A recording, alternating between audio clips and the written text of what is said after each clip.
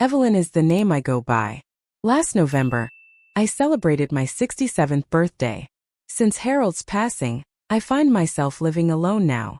9 years have passed and I've become accustomed to the silence, yet on certain days, it lingers in the curtains like an unwelcome dust I cannot dislodge. My days are woven with simple rituals.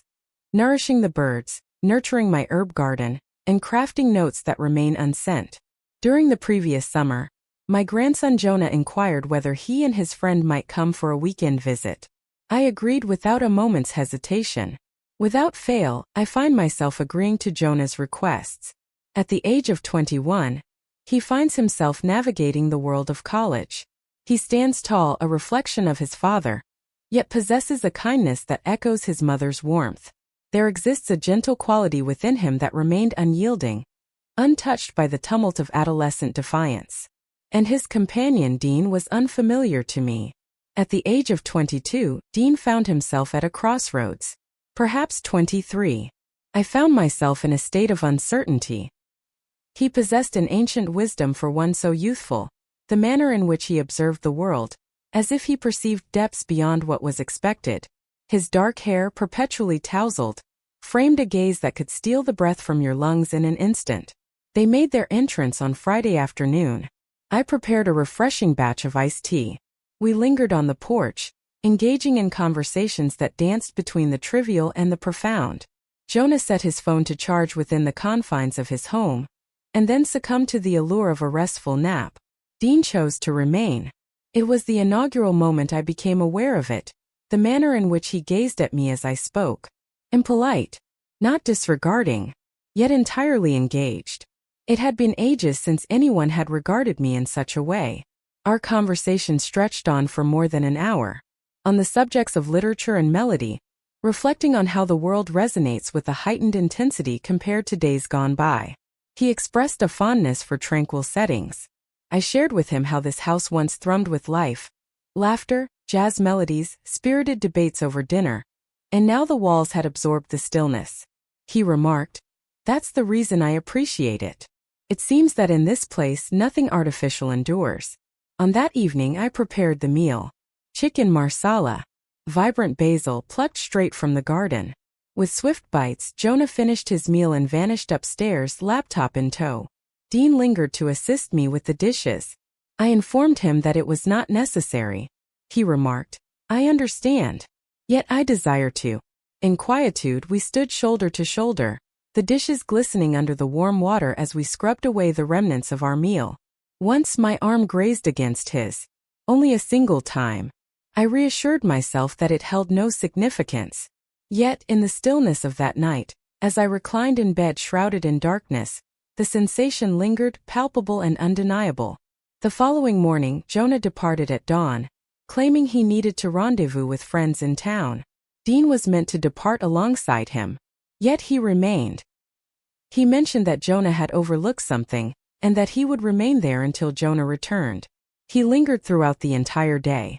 As the sun sank below the horizon, casting shadows among the trees and the first fireflies flickered to life in the yard, I turned to ask, "Would you like to stay the night?" He gazed at me for what felt like an eternity. Then he spoke, his voice barely above a whisper. "Yes. If that suits you well." It was far from merely acceptable. For the first time in years I sensed a stirring within me. Dean found solace in the guest room, surrendering to the embrace of sleep. I found myself wide awake in my own thoughts. Each sound resonated with a newfound intensity. The creak of the floorboards, the gentle hum of the aging refrigerator, the soft whisper of the wind brushing against the windowpane. I was lost in the moment, oblivious to the potential consequences that loomed ahead. Not at this moment. As I reflected on the moment, I couldn't help but recall the intensity of his gaze when I uttered my goodnight. As if he were not bidding goodnight at all. As dawn broke, I prepared a batch of pancakes and delicately sliced the peaches harvested from the tree in the yard. He entered the kitchen without shoes, his hair still a bit wet, clad in the same crumpled t-shirt he had worn the previous day. I urged myself to concentrate on the meal, the instructions, the butter sizzling in the skillet. We dined al fresco. He inquired about my life, the sort of questions that had gone unasked for years. "What aspirations did you hold when you were at my age?" A singer, I admitted, a touch of embarrassment creeping into my voice. At the age of 20, I would often slip away to the jazz clubs. Have you ever performed a song before an audience? Once, in a dimly lit bar nestled in the heart of Chicago. My hands trembled uncontrollably, making it nearly impossible to grip the microphone. For just 2 fleeting minutes, a sense of belonging enveloped me, as if I had finally found my place in the world. He offered a smile. How I longed to witness that moment. I gazed at him, and for an instant I found myself yearning for that as well. Later that afternoon, we ventured out for a walk along the trail that winds behind the house, leading to a small clearing where an old bench, crafted by Harold and me years ago, awaited us. Dean took a seat next to me, near. So near that the scent of cedar mingled with a hint of rain lingered in the air. He shared with me the story of his own family, how he truly sensed that he lacked one. His parents separated at a young age. His mother resided in Oregon. His father imbibed excessively. He confessed to a lingering envy for Jonah's family. The shared dinners, the echoes of laughter, the unwavering presence of loved ones. You are included in that as well, I remarked. He pivoted in my direction. It lacks the same essence. Not alongside Jonah. Not quite. Yet in your presence. I stood still, caught in a moment of disbelief. His gaze fell, a flush of embarrassment creeping across his features. I ought not to have uttered those words. No, I replied. There's no need for apologies. After that moment, silence enveloped us.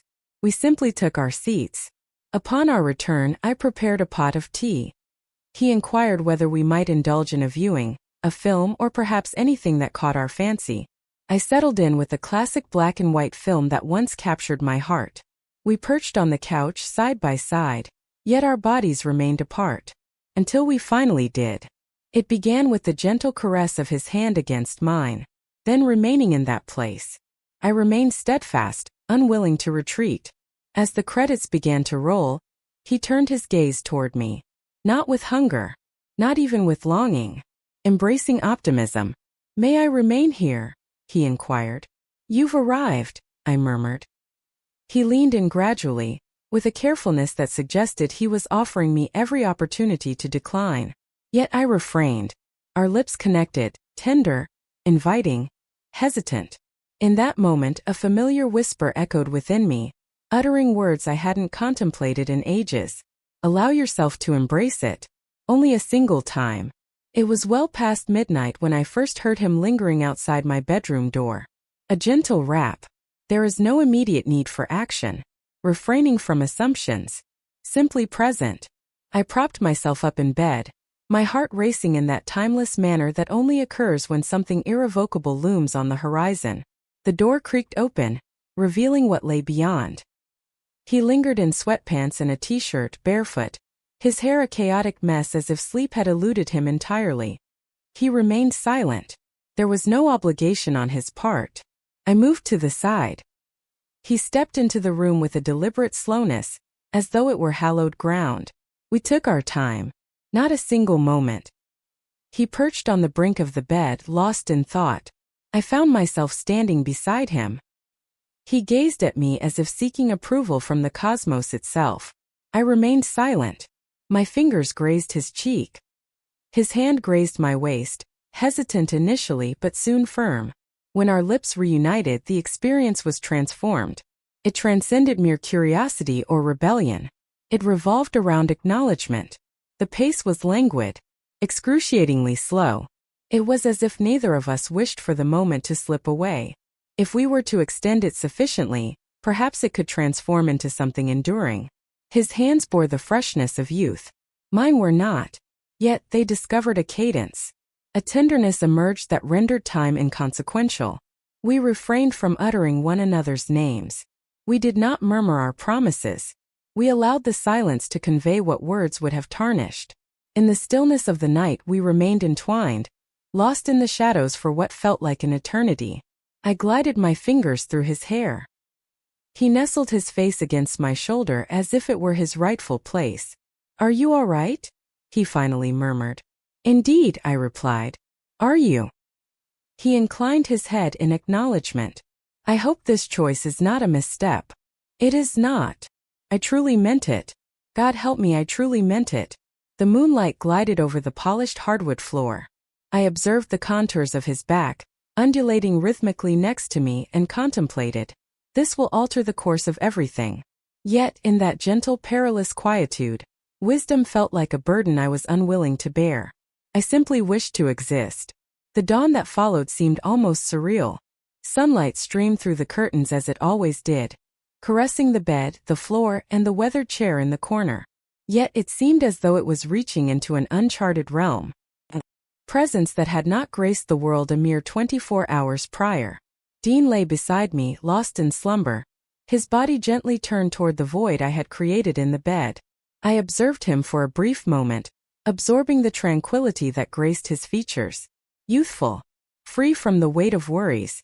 Unbeknownst to them, the waves were poised to ripple outward.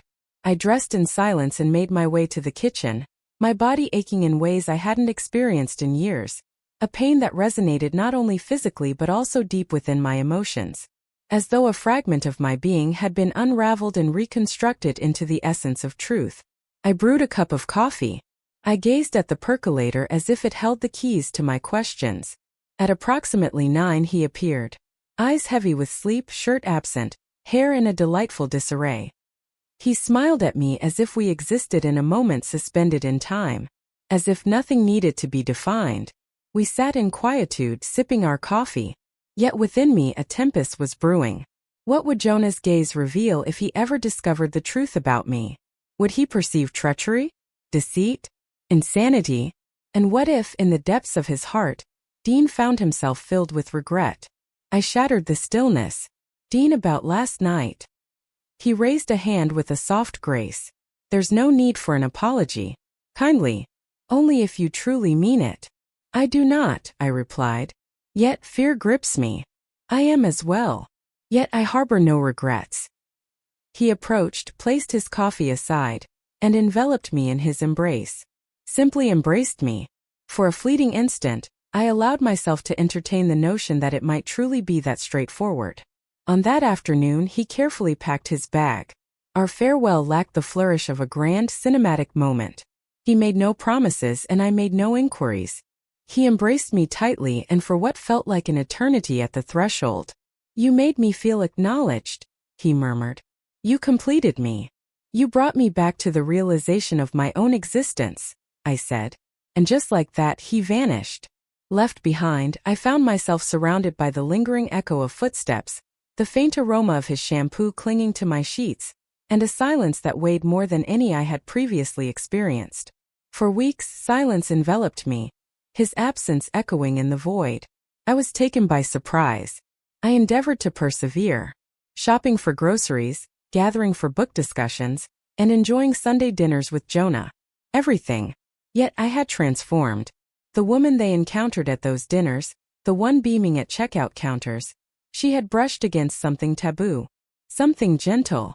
Yet she found herself unable to return. On a certain evening roughly 3 weeks later, I discovered an envelope nestled within the mailbox. Unnamed. Merely my address, penned in a well-known script. Within lies a note. Uncertainty lingers over the future of this situation. Yet, the memories of our time together will forever linger in my mind. If you wish to encounter me once more, I shall be in the very spot where you first invited me to remain. My hands quivered as I absorbed the words. And for the first time since that night tears streamed down my face. For whatever unfolded thereafter, I was certain of one thing. Our actions transcended the notion of sin, or perhaps a sense of disgrace, or controversy. It revolved around two souls, isolated, acknowledged, daring for a fleeting evening. I lingered outside the cottage for almost 10 minutes before finally raising my hand to knock. The light on the porch glowed softly. The familiar chipped blue chair remained propped against the wall. A planter brimming with wild mint welcomed me, reminiscent of a memory I had yet to deserve. The air carried the essence of late summer, a blend of earth, dusk, and an unexpected softness that tugged at a forgotten longing within me. As the door creaked open, Dean stood there, his feet bare against the cool floor. His hair had grown longer. He appeared aged, not merely by the passage of time, but by the weight of experiences endured. His eyes grew wide, yet he remained silent for the moment. I have merely taken a step back. I stepped inside. The interior was unadorned. A modest table cluttered with haphazardly piled books, a guitar resting by the window, and a mug of tea now cooling, that he must have overlooked. It exuded a sense of familiarity. It exuded a sense of safety. He gently grasped the note from my hand, the very same he had penned. "I had a feeling perhaps you wouldn't show up," he remarked. I nearly refrained, I confessed.